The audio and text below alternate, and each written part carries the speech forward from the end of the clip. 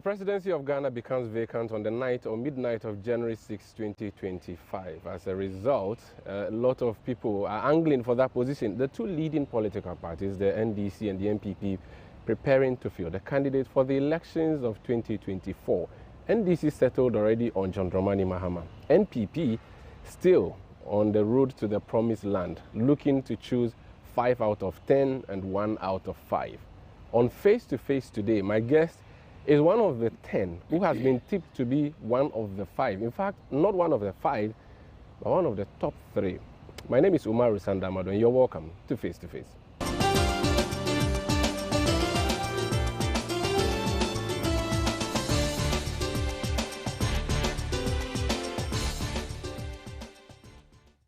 My guest on Face to Face is one of the few people to have been charged with treason some years back. He is a 63-year-old father of 22. He is member of parliament from Asin Dompin, that's his village, but he represents Asin Central. He used to represent Asin North.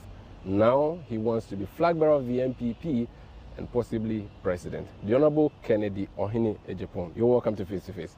Thank you very much. How are you doing? I'm pretty good. Are you stressed on the campaign? I know you campaign, but you're just in a constituency. Now that you are doing national tour, is it too stressful or it's fine?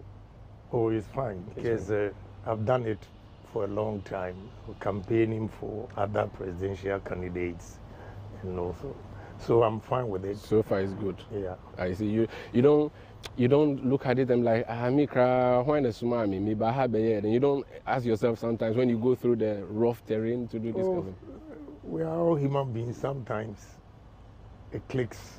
Now you begin to ask yourself questions. Why do I even have to do this?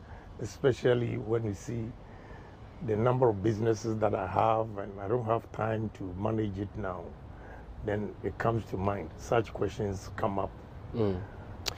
People call you a maverick. Others say free your mind. I say you're the Donald Trump of this race.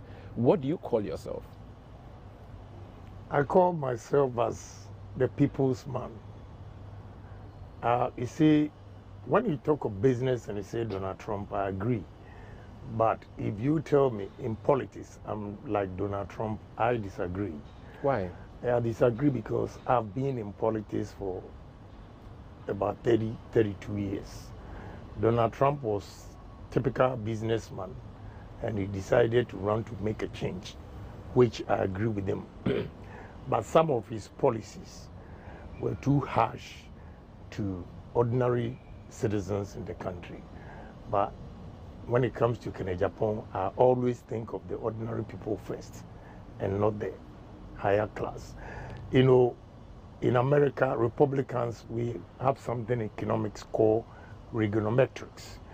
Reaganomics, Reagan at his time wanted to build the high class, giving them good money to establish businesses. But they failed because when they empowered them with all these resources, they ended up going to holidays, expensive vacations and everything. So we call it Reaganomics. Although MPP, we are aligned to Republicans, naturally, I'm a Democrat. Oh, really? Yeah. So in your heart, you are Democrat? Yes. By your party. Why? What about Democrats do you like that you want to replicate in Ghana? See, Democrats, they always make policies that takes care of the ordinary people. And the Republicans, you know, sometimes their decisions are very tough and it does not favor the ordinary people in society. So you're not a conservative? I'm not. And I'm not a socialist. I'm liberal. You're liberal? Yes. Okay, so that's the difference. Yes. Because I was going to say, then why not with the National Democratic Congress I'm in not Ghana? a socialist. I'm liberal. You've always been, do you have NPP in your family, or you are the first person to really join the party? I'm the first person. What did your family think about you joining politics and, for that matter, the blue? Well, you know, to tell you the truth, my father was in full support. My mother couldn't take it because of the insults and all those things. And to break the news to you, my mother died because of threats on me. When Honorable Collins Dada threatened, his brother threatened to kill me. I remember my mother died on the 13th of November. On the 10th, I visited her, and she was pleading with me to stop politics because they said they're going to kill me, and Kwame, you will kill me, Kwame, you will kill me. That was Thursday. I think Friday, I left for Kumasi, and Sunday afternoon, coming back to Accra, I got the bad news that my mother had died. Because she was saying, my heart, my heart, my heart, you'll kill me, you'll kill me. I'm sorry about that. If she were alive and seeing all your billboards and posters and your campaign in town, what would he say to you? Are you the first or last son or middle? I'm the first. First child. Yes. If he calls you, what would she have said to you if she were alive? Well, she said, you're a hardcore guy, because she's giving me advice to stop, and I didn't. I wanted to make a difference in society. And that day, I was joking with her, and I said, if you say they are insulting me, I also insult them. They are also people's children. Mm-hmm. So why would you worry about these things? It's the nature of the game. So take heart. But she couldn't. It's good you mentioned insult, because that's what I was going to, and it's a good segue. When the name Ohene Agyapong is mentioned, acerbic comes to mind. He has an acerbic tongue. He insults. In fact, preparing for this interview, I decided to just do a quick Google search I just wrote Ohene Agyapong insults, and the turnover was huge. I could read a number of headlines that popped up, and I'm wondering how do you behave that way? You've insulted presidents, you've insulted chiefs, you've insulted journalists, you've insulted Efiasu as nigger, you've insulted members of parliament, you've insulted journalists. At least those are all the quotations. Some are in video, some are in text. As a child growing up, I was told not to insult people. You want to be president of the land. Culturally, do these insults stick with the personality you are seeking to be now? You know what? Let me tell you something.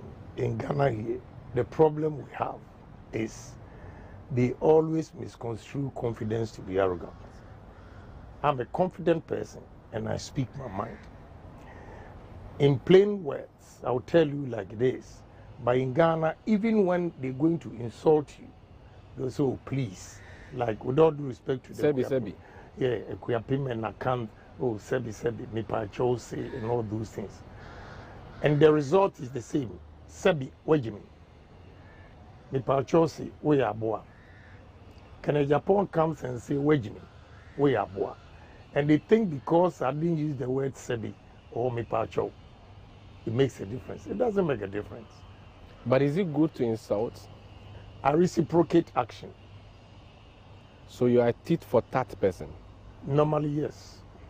If you became president and someone insults you, you take the presidential convoy and go and insult them back. Is that how you're going to behave? You see, when you are president, you are a leader for your country and you represent your country. You cannot be talking like that. And I'll ignore most of them. I'm not even going to comment. Of late, if you have watched whatever behavior I put up, there are a lot of insults here and there, but I just ignore them. But old habits die hard. If it's something that, and I'm a media person, and even before I started practicing journalism, when you sit on national agenda on Net2 in the past, and I've followed Net2, I've followed Oman FM, and even your newspaper, the national agenda, Right. I think it died later on. But, and when you go to Adum FM and all these places, I remember when you were engaging the late Alhaji Baturi, Right. you insulted even his father, and even sounded ethnocentric when he said, when you made your first 1 million or something like to that effect, his father was a watchman or something to that effect. Did you have to go down that low? Yes. Why?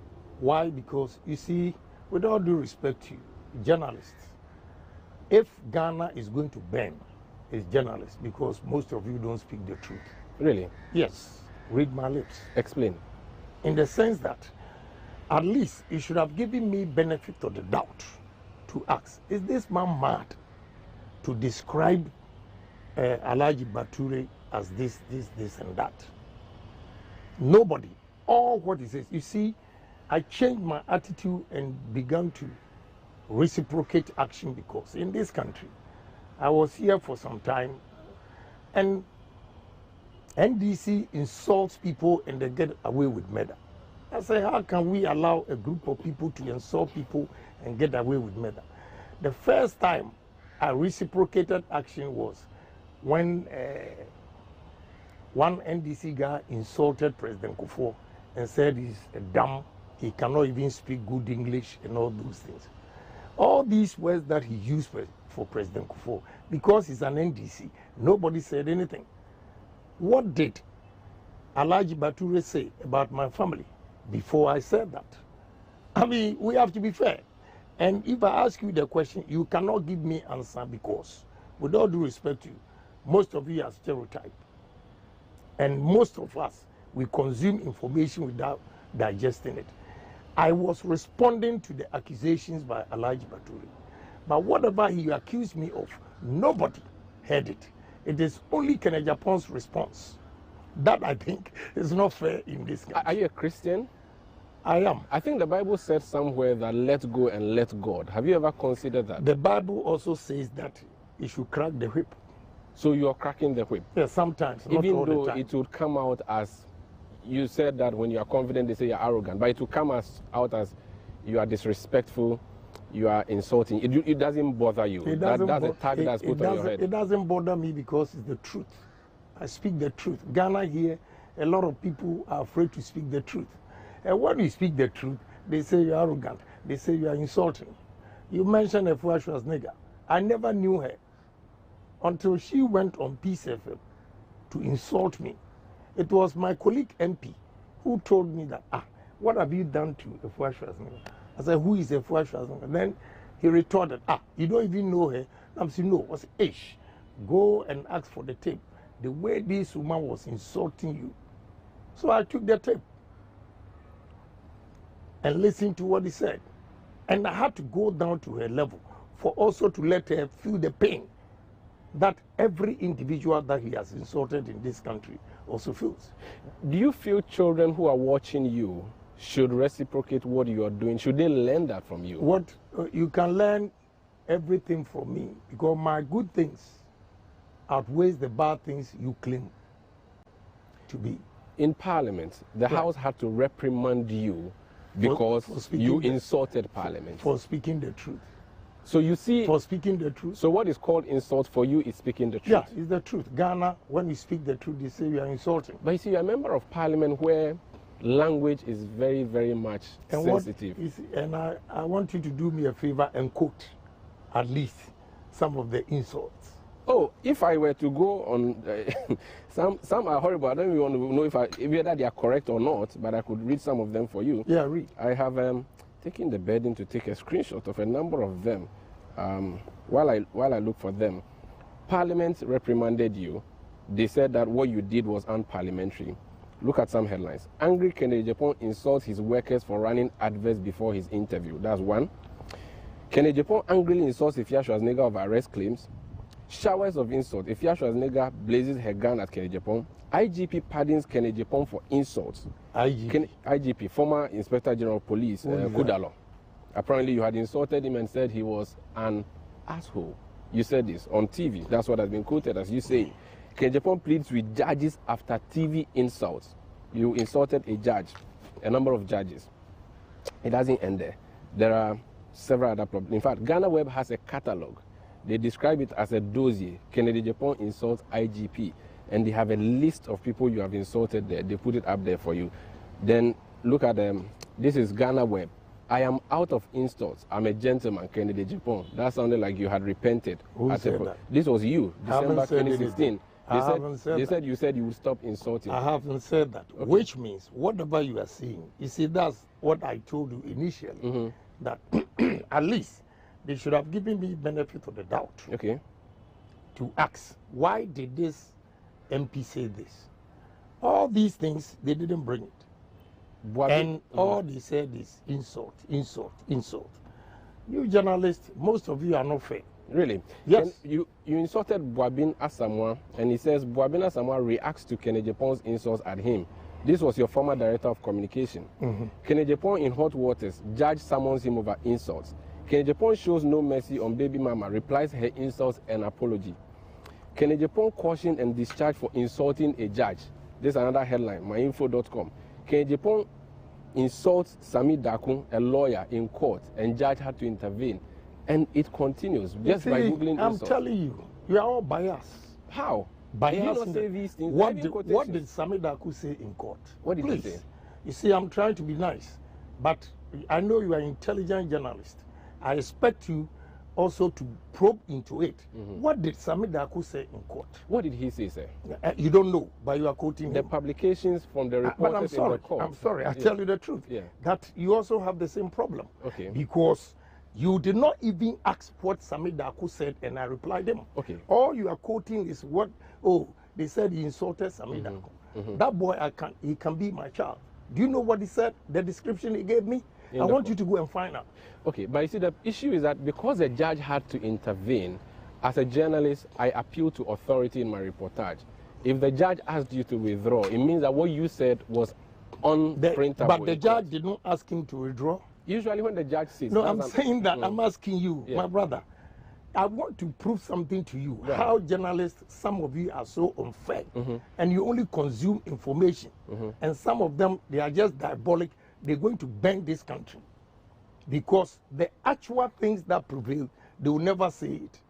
They will just pick an issue, then just spread it, and nobody will probe into that statement. Then they will come out with their conclusions.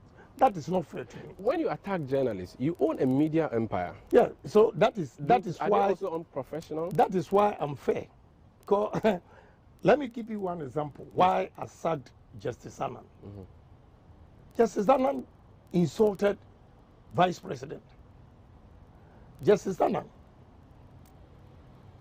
was biased to a man who was an adjudicator for Mr. Prempeh, the former Director Controller General. He died in his estate. One Mr. Boateng has to wait. You know, this gentleman, they not even call Mr. Boateng for his side of the story. He made series of publications against this man. When we had this election at the stadium, I know the man. I went there to greet him. The way the man behaved, he embarrassed me. I said, what? And he won't listen to me. Oh, yeah, you did it. And I said, I don't even know what you are talking about. Later on, I went to find out from Oman FM and Netu that they had even taken the matter to court. Media Commission has asked Justice Annan to apologize to the man, and he refused.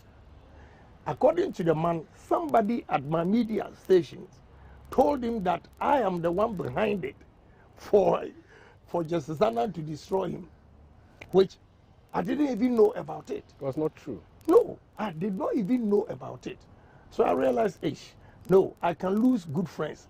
Although I'm contesting the vice president, I will not stand anywhere and insult him. Whether I like it or not, he's the vice president. You campaign for him. Right. And if you follow the trend, there's nowhere I have insulted the vice president. Again, this nobleman that really likes me, I like him. His daughter's wedding, I was there, only for him to embarrass me. So I decided to verify. And when I verified, they gave me the report from Media Commission. So I said, this thing can go on. You see, he destroyed the man, and he was so hurt. This is the problem I have. So if the person is working for me, and he's not doing the right thing, and I'm not able to check him, how would I have the courage even to say something to you if you also do something wrong? So I think we have to be fair to everybody. But the approach you use, you don't think that sometimes you let your emotions take the better side of your judgment? Does that not... Well, what approach is that? The approach that's... I mean, you see, let me tell you. In Parliament, just to say, in Parliament, when you say the least word, the Speaker would ask you to withdraw. They say it's unparliamentary, which means that Parliament is a house of decorum. We watch you in the well. We see how you people speak. The least word you use against your colleague, even if it's a gesture, recently the Speaker had to ask your colleague to withdraw. Do you not think that you should replicate that also on the public scene so that we make progress and have decency or decorum? You see, you use the word decency and decorum. Is decency applies to everybody, or it applies to a section or a group of people in this country, and other groups are not? You know, so we have to be careful. I'll tell you, I always reciprocate action. And before I come out, you would have done it for several times that I don't even say anything. So one day, when I come out, the public, the society, everywhere, because it's Ohene Agyapong, they have a news.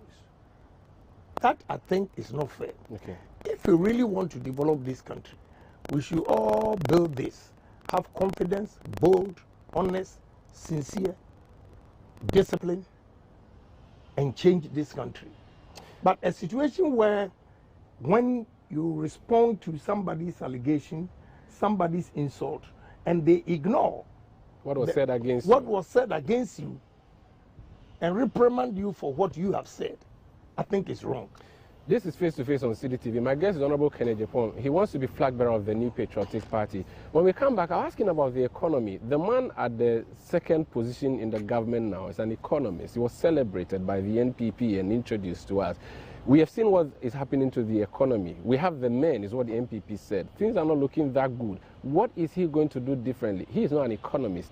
How can he succeed where the big economists failed? Stay with us.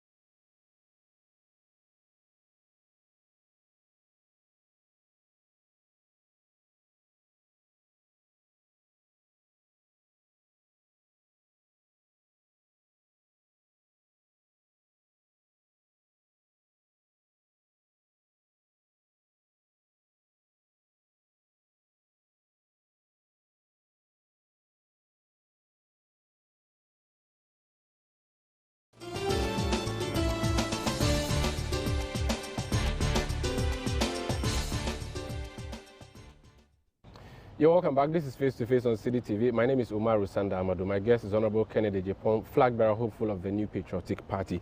Your party, and I remember you vividly at Manchagbona when you introduced this whole Woyome. In fact, Woyome's problem was started by you at Manchagbona, right, when you quoted what the Auditor General report, and it became a song, Woyome, all of that.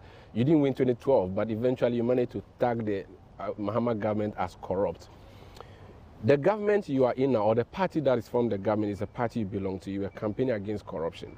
The president who leads this government has been tagged by no less a person than the man he appointed as special prosecutor, Martin Amidu. Martin Amidu described the president as a mother serpent of corruption. You are in this party and in this government. What do you make of the Akufo-Addo government's fight against corruption? To be frank with you, whatever we said during the campaign, we've not been able to do it, fighting corruption. But I'll give him benefit of the doubt because there are so many cases that have gone to court and manipulations and manipulations, whatever. None of them. They've not even completed about 5 of them. So Ghanaians are impatient. And because of that, people are doing things with impunity. But when we are blaming the president, you should blame the judiciary too. How? Because of delays. Because of delays. The Attorney General succeeded in daily prosecutions for your colleague from Asin North. If the government is committed and the president himself is committed, they would have gotten these cases to, don't you think? Well, you know, let me give you this example. Opuni. Opuni. Cocoa board. Yeah, cocoa board. Right from 2017, we're in 2023. How many years now? 6. Right. Nothing has been done. But even the reference you just made, you see, when the president also made a mistake to comment on whatever he preempted the judgment. You see how people also lashed him. So we allowed the judiciary to work and everything. I agree with you that the Attorney General is expediting it. It doesn't mean the judge Attorney General can push the judge to take a decision and say that within 2 days he should give judgment. No. I am not condoning to anything, but what I'm saying is judiciary is part of the problem. The government is also part of the problem. So you cannot accuse only the government. At least he has set example of, sending cases to the court. And I've given you one example where 6 years nothing has been done and all those things. But you knew this and yet you attacked John Mahama. At least he has jailed, and I'm not using him being the one who jailed, but jailed some of his officers when he was in office. You haven't done that. In fact, your president has been, and I'm using your president here to mean the MPP-led, but I mean he's our president, has been described as a clearing agent. I'm sure you have seen that and heard that. It means that he's not interested in fighting corruption. And for his special prosecutor to say he was mother serpent of corruption, that means he's the hen that sits on the eggs of corruption in this country. That's a problem. For a party that told us you're coming to remove corrupt Mahama and all his people and fix Ghana, we are not seeing that. You see, the problem here is that before this, whatever we said, I think we made a mistake by not changing the mindset and conscientizing Ghanaians. Because if we want to fight corruption in this country, whatever decision that you are coming out, Ghanaians should be your partners.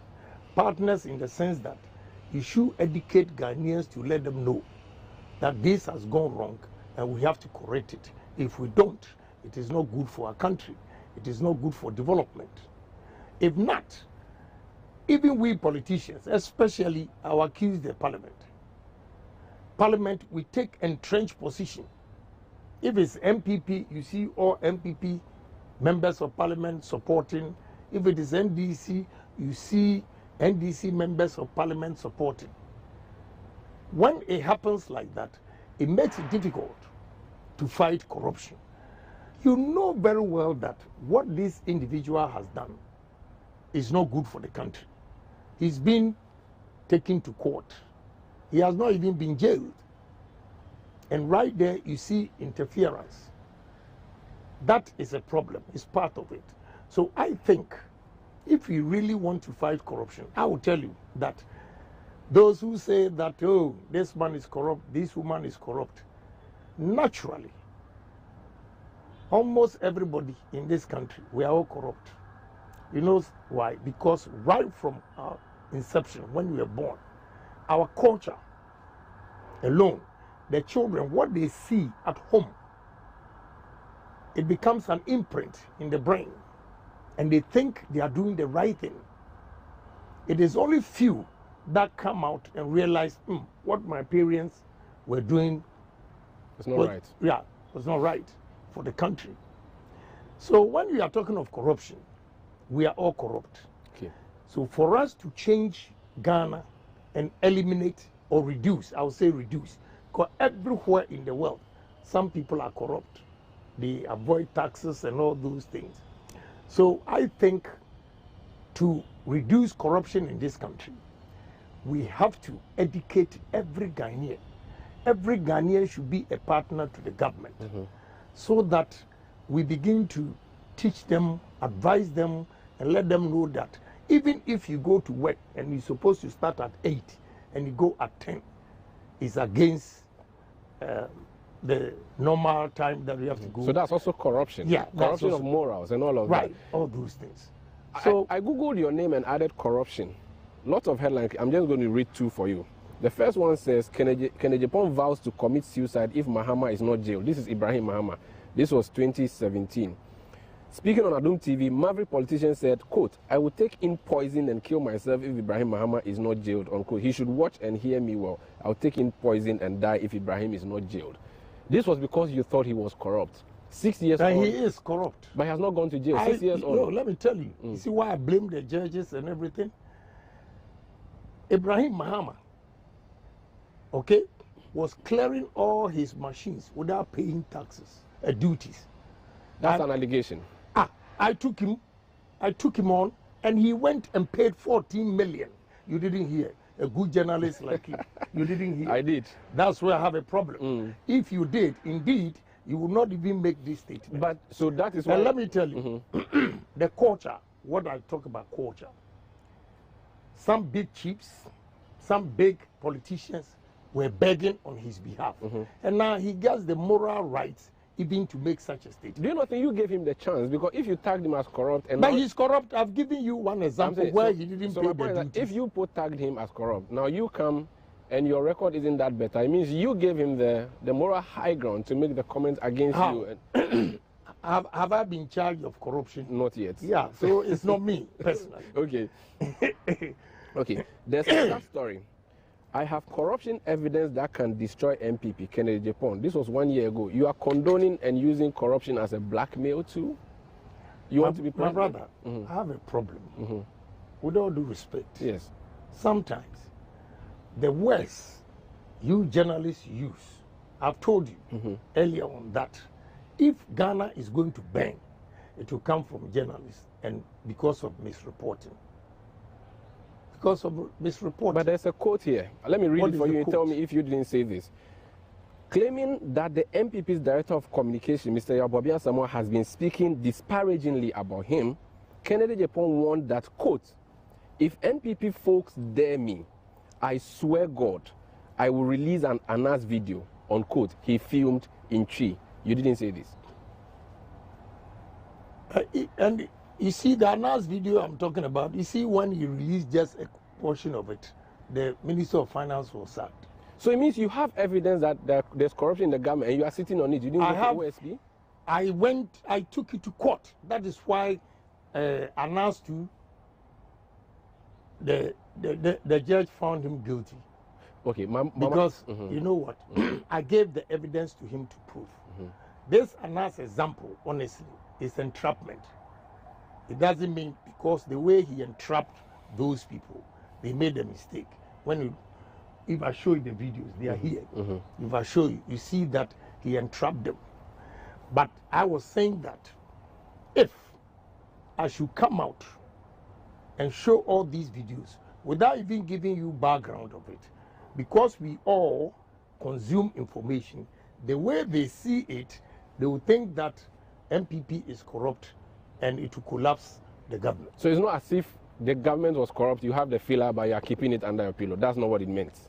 I was not keeping it under my pillow because I presented it to the court. So how would you say that? Very well. The moment you take it to court, it's public. And then it goes for it. Right. The president you campaigned for, he extolled Anas's virtues and said he was going to use the Anas model in his fight against corruption. Yeah. Yet you don't agree with Anas. Let me tell you something. Today, I want you to go and interview President Akufo-Addo.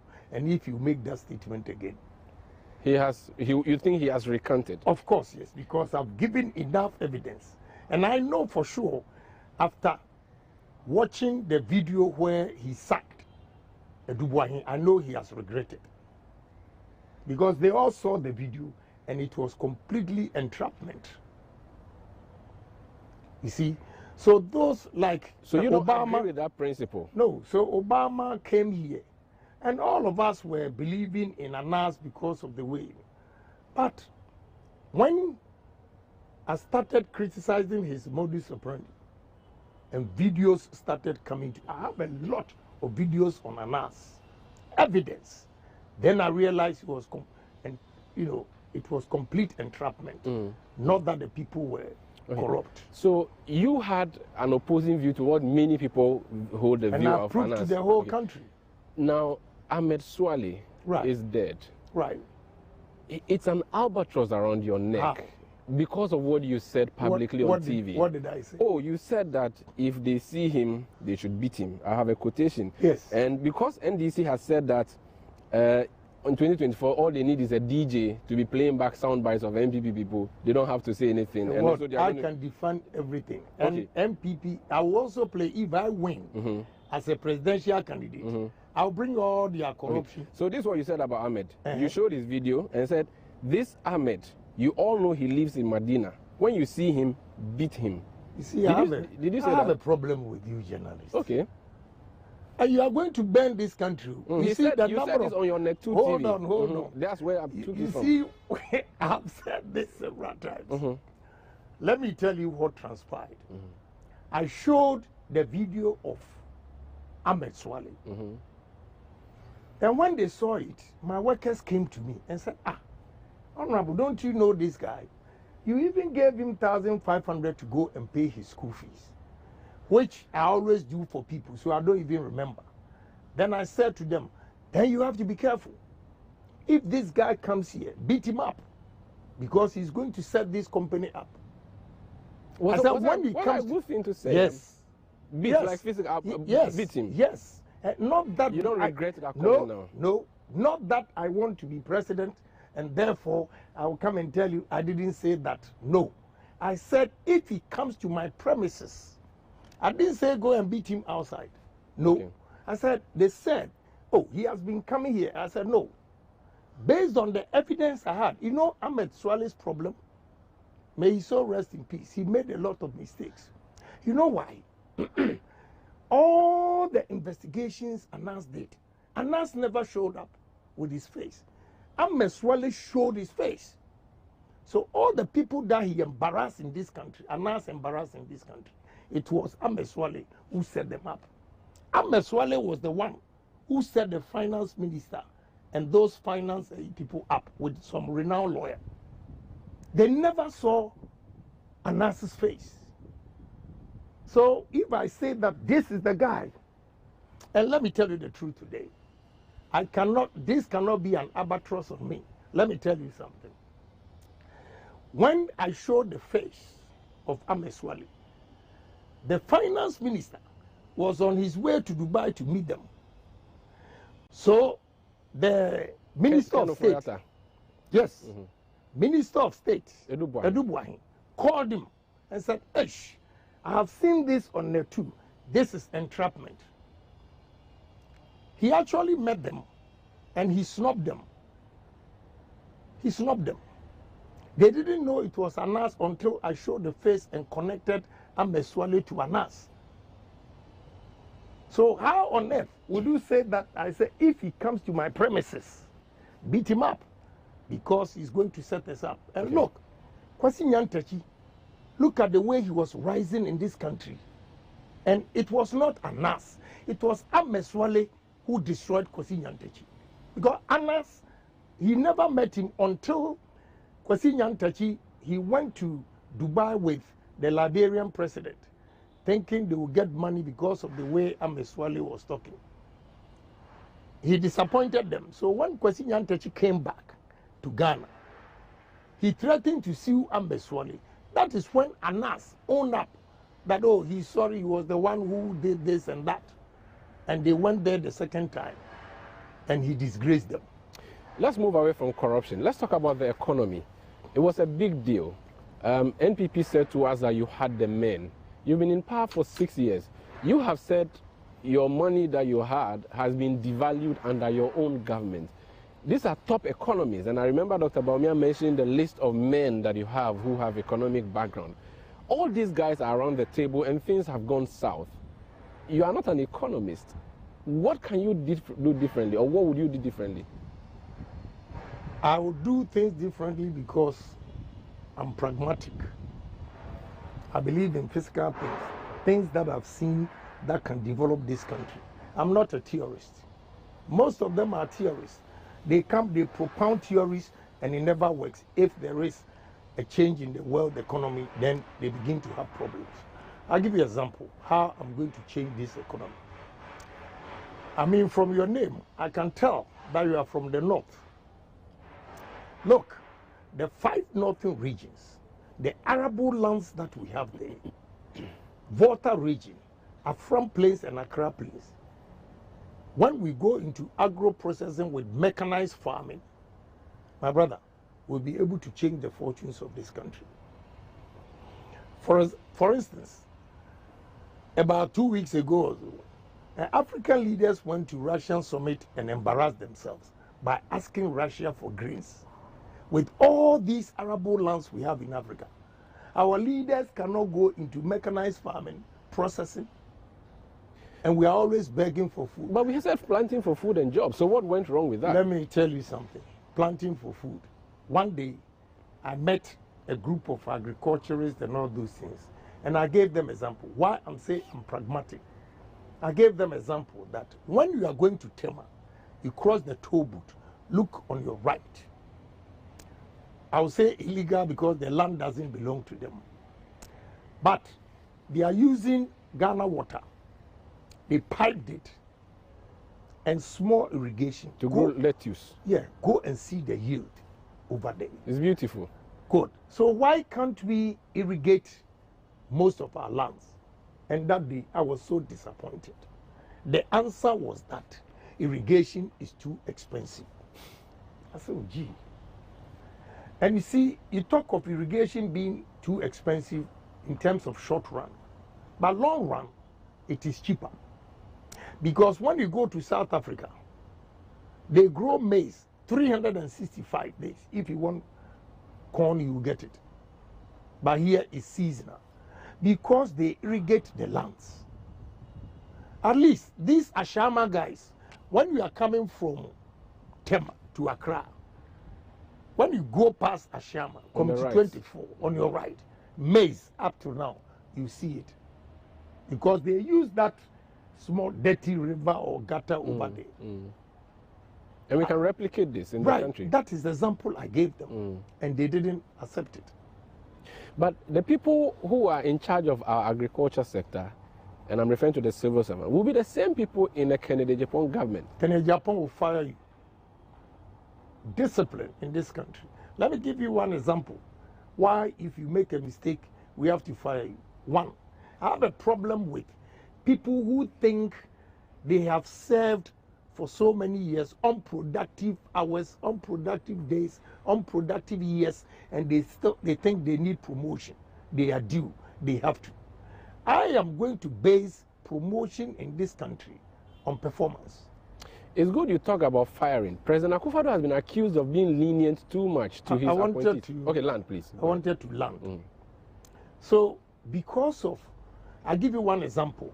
Why I have decided to contest as a presidential candidate or flag bearer is that as far back as Honorable Kwashige's time, I did experiment on 2 products. One, yam. I took yam to Holland, a company called Grasso. They did the experiment, and we can store yam for 8 months. Fish. I also educated them that fish, June, July, August, we throw fish back into the sea. We need blast freeze machines before the coast or along the coast so that we can blast freeze the catch at minus 41 degrees for 24 hours. Then you move it from the blast freeze room to the coastal minus 10-12%, and it meets international standard that we can export. My brother, they didn't listen to me. So the technical guys, if I tell you, first of all, I will expose them to the way they do things in terms of agriculture. Exposing them meaning will give them opportunity to go and train elsewhere. I believe in India and China. You are looking east, you don't look west. No, I will use Asia Miracle to develop this country. So when we have gone round, my first 100 days, apart from conscientizing Ghanaians or changing the mindset, everybody, anybody that I will appoint as a minister, I'm going to use Plato's ideal word. Put them in a room, bring experts to educate them and show them the way to do things differently from what we are doing. So when we are given all these opportunities and you still go back to what you are used to and it's not productive, I'm afraid we have to let you go. If you were President Akufo-Addo today, who would you fire in his government? I don't know. You don't want to pass a judgment on any of them? Yeah, because sometimes it's allegations. And I wouldn't say this man or that, because I've been accused of saying so many things. That you don't, you don't want to hang people? No, yeah, which I did not know, which I did not even say. Yeah. And the headlines I've misled you. Yeah. There's another headline I'm going to quote, but that will be after this break. No. Ohene Agyapong has said that Forget 2024 if you go to IMF. NPP is at IMF now. Should we forget 2024? Please stay with us. This Face to Face.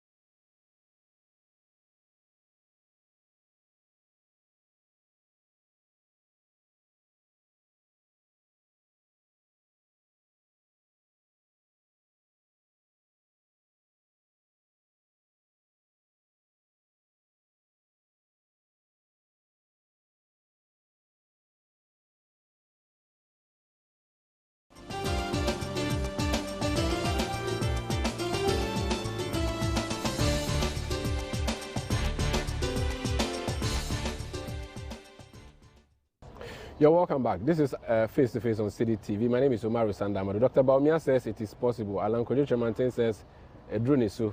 Ohene Agyapong says it's Ken's hour. There are 10 of you on the field.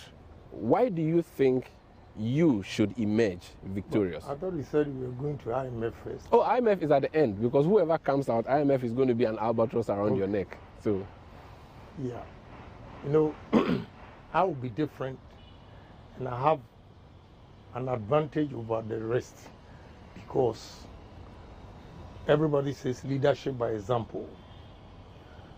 The situation we are in now, the unemployment rate is so high in this country that I feel we have to create job opportunities for the youth. That is the only way we can move this country.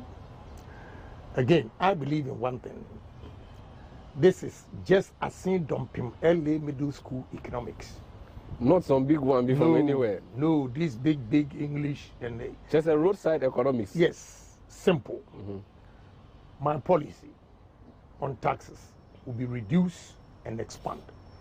What I mean by reduce is that taxes in Ghana here are so high, but only few people are paying taxes. A lot of people don't pay tax.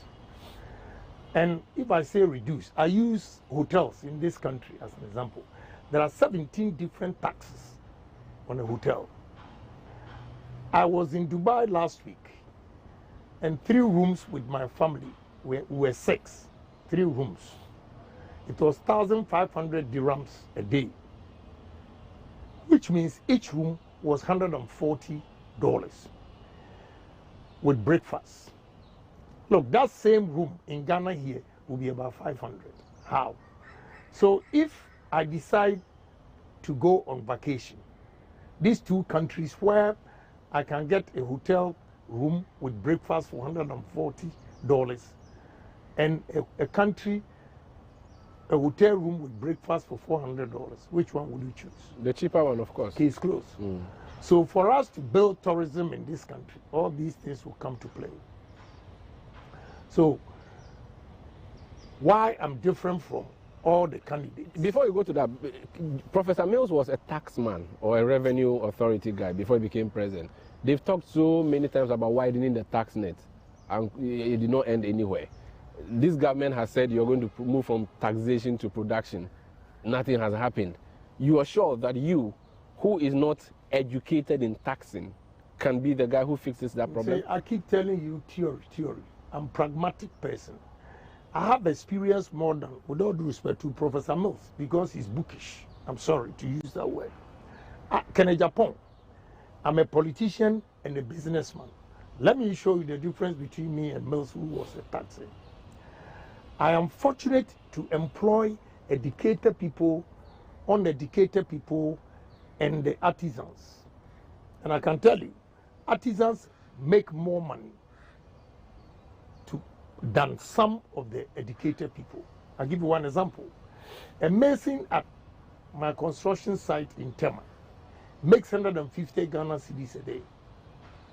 In 26 days, he makes almost 4,000 cedis. Graduates at Oman FM and Ken City, just as you said, that we don't pay journalists well, make between 2,700, 3,000, and they pay tax. The mason who makes 4,000 cedis doesn't pay tax. A contractor, he says I shouldn't use him. He came to beg my wife, saying that, oh, my boss is always mentioning me. I've not mentioned his name, but he feels guilty. You see, there should be a system where I'll be able to check that the guy that I'm paying this amount also pays tax. I always argue with him. I want to deduct tax from him, but there's no means because he's not registered. So the means that has been produced is a digitalization agenda championed and led by Dr. Mahmoud Baumia.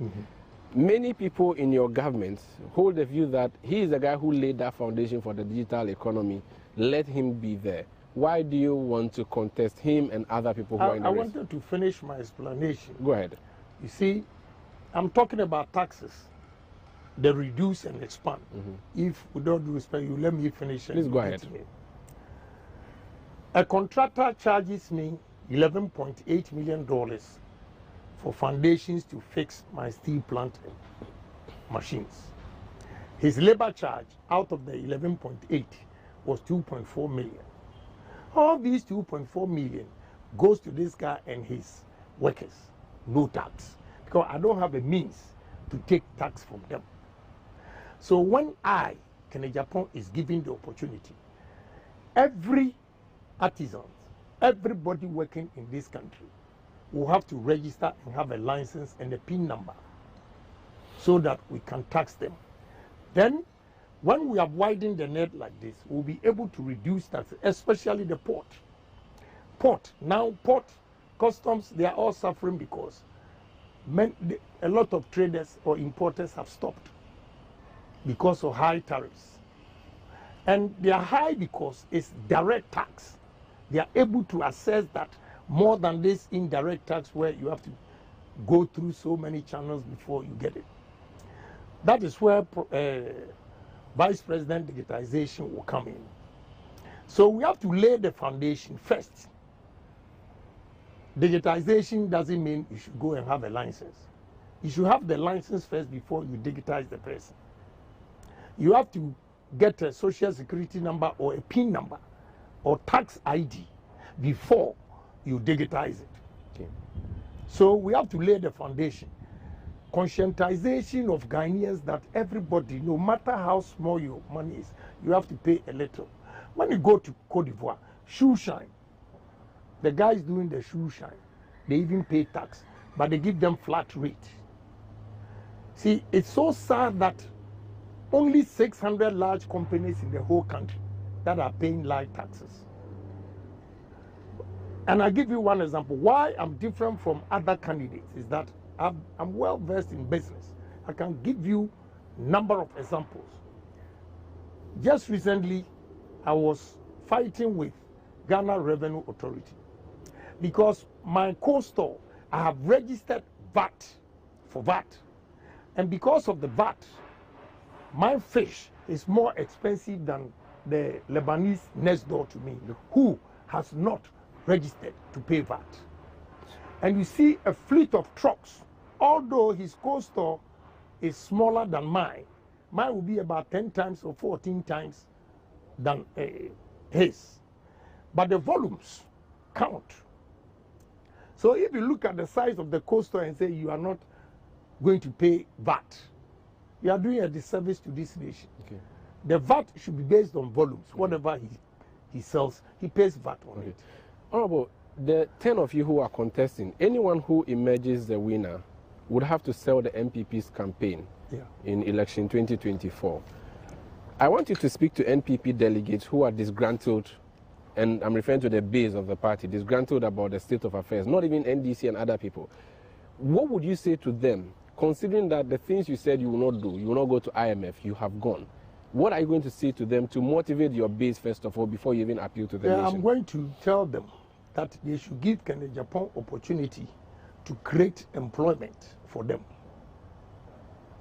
In life, the only thing that will make you survive is when you are working.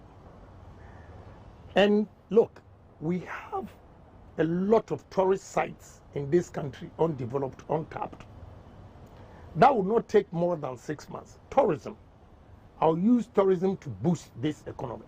First, for example, when President declared the year of return. From October to January 2019 or so, tourism made about $1.4 billion. Call it 3 months. So can you imagine if we have developed the tourist sites, this castle, Osu Castle, I'll move everybody from there and give them different office, a heritage. And I'll develop Osu Castle in such a way that it will attract a lot of tourists because I'm going to buy ships and put it there. We'll write point of no return. When you go through the tunnel, you enter the ship. You enter the ship. In the ship, there'll be live band music, food, restaurant, whatever drinks you want, and you ride from Osu all the way to Winneba and back. The ticket that you buy gives you food and a drink. So during the entertainment, the live band and everything, we have beautiful women dancing, and you get carried away. You may marry an extra wife. But if you choose to. Now you don't know what I am going to do, so I will not advise you. You won't advise polygamy, will you? Yeah, I won't advise you. Kafra, why? So by the time you come back, you would have spent more money. We have to go, but how would you explain the IMF U-turn to your party people? The IMF, I've given you answer to the IMF based on my principles. Domesticate. Tourism, agri and mechanization and agro-processing, IT, which I call technology and engineering. These 4 areas will change Ghana for good, especially tourism and agro-processing. But you owe Ghanaians an apology? No. You don't? No. About what? For the promises you made that you have failed to deliver. Who made that promise? Me, the MPP, not me, the Ohene Agyapong. So I didn't make any promise because as an individual, I have given a lot of suggestions that they did not take. Like the example I gave you that we have to do irrigation and they didn't mind it. President Kufuor's time when I was advising Minister of Agri to, have warehouses that were blowers, can store yam for 8 months, telling them to build blast freeze machines so that our fish that we catch, we can export. They didn't listen to me. So who will blame me for that? We have to go now, but there is a rumor out there that Afo Kennedy, he's just doing this. Later on, he's going to throw his support again behind somebody, and that he's just doing this to scuttle the race. I want you to look at the camera and say on authority that you're running this race to the end and that you're not just doing some experiments, because the numbers are looking good for you in terms of the polls. You see, are you in to support someone or you are going to the end? My brother, election is expensive. If you know how much I've spent, those who are sitting back there thinking Ohene Agyapong is doing it for somebody, I'm afraid they have to change their mind.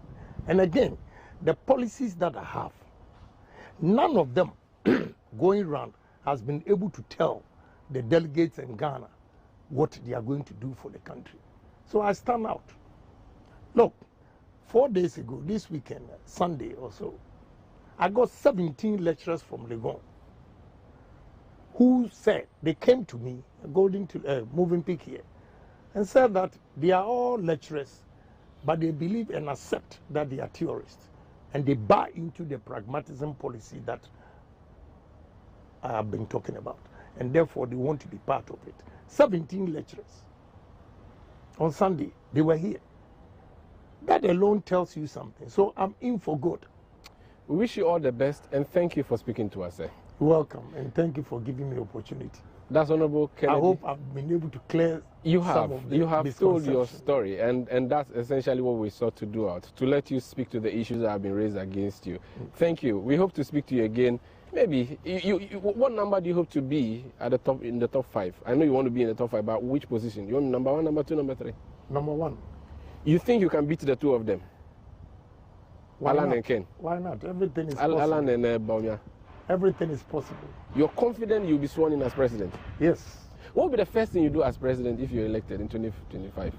Changing the mindset. What I'll do is, and I've started, it's good you came up with this question. We are signing out. I just wanted one thing you do.